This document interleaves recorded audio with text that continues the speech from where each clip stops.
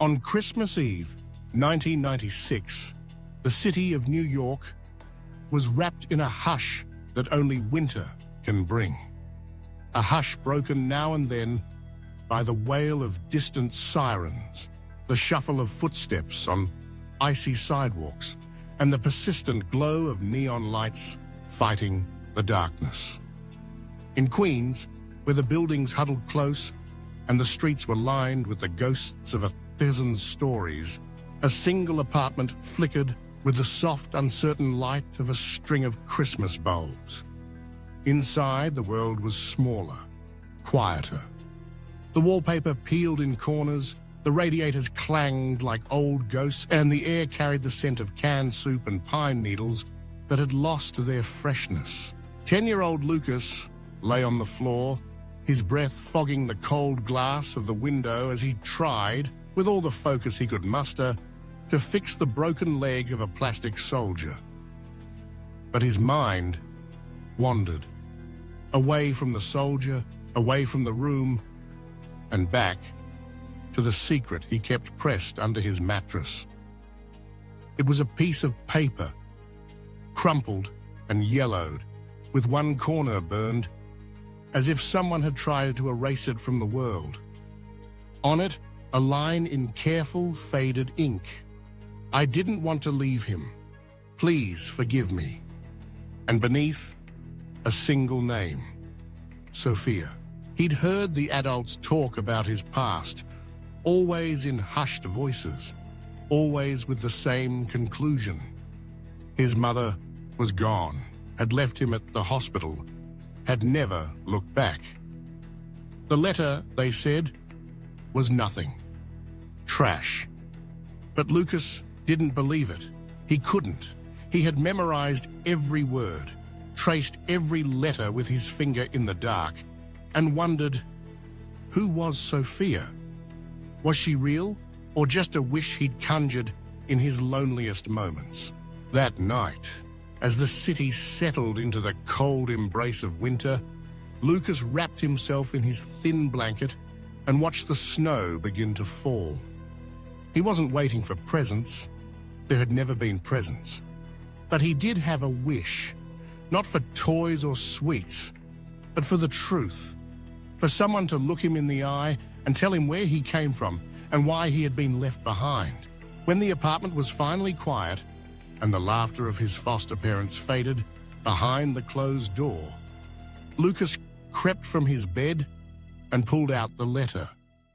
His hands shook as he unfolded it, the words as familiar as his own name, but still heavy with mystery. He pressed it to his chest and closed his eyes, hoping for a dream that would bring answers. In the years that followed, Lucas became a collector of clues. At school, he listened carefully to the way adults spoke about finding lost things, how they searched for missing pets or old friends or family members who had drifted away.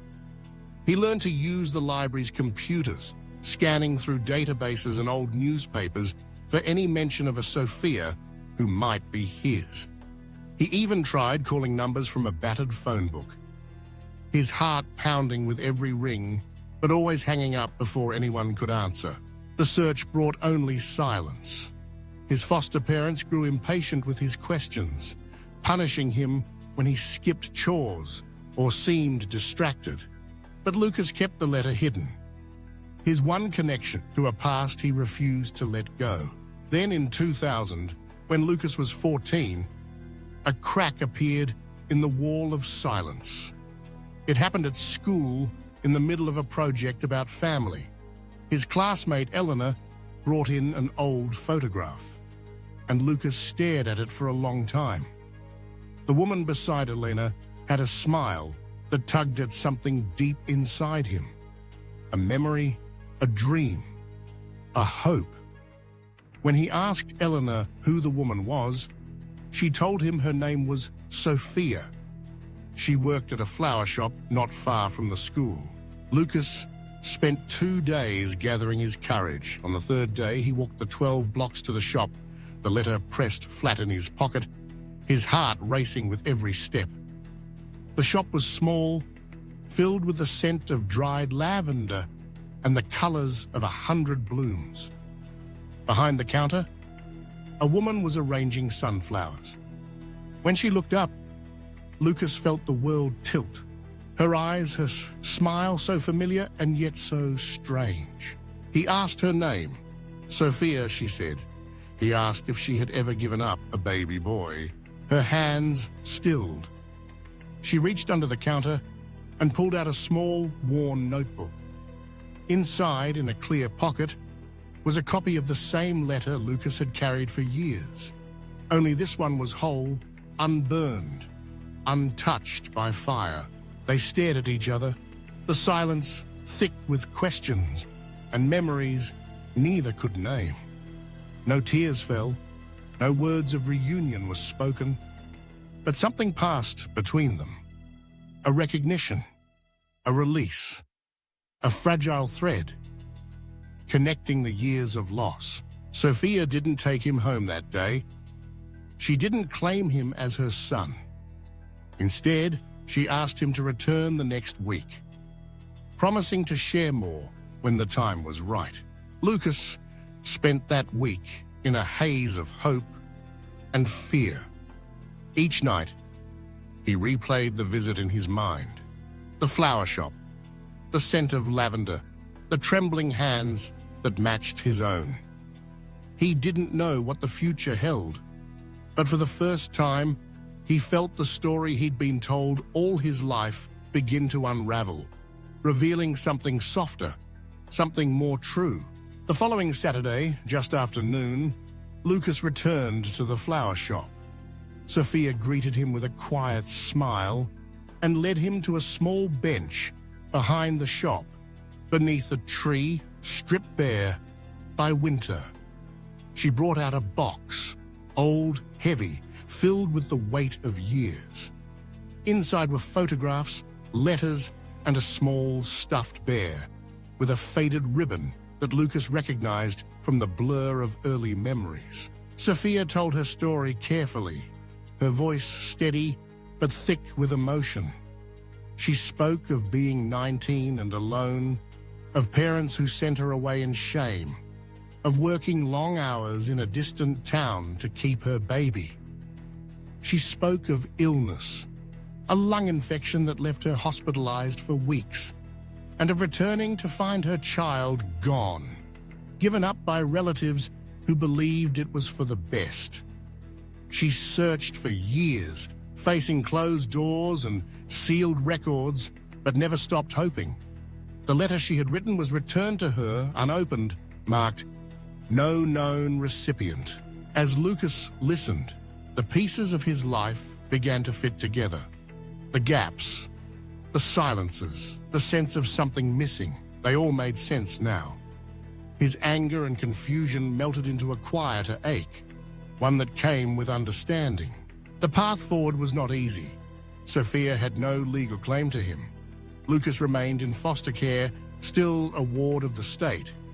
But every Saturday, he returned to the flower shop. Together, they planted flowers, shared slices of apple pie, watched old movies. Slowly, a bond grew between them, tentative, fragile, but real. When Lucas turned 17, Sophia offered to help him file for emancipation. She made it clear it was his choice. She didn't want to take anything from him, only to offer a door he could walk through if he chose. Lucas said yes. The process was long, the paperwork endless. His foster parents made no protest, relieved to see him go. When it was finally over, Sophia met him outside the courthouse with a small key. It opened the door to a room above the flower shop, a bed, a desk, a window overlooking the street.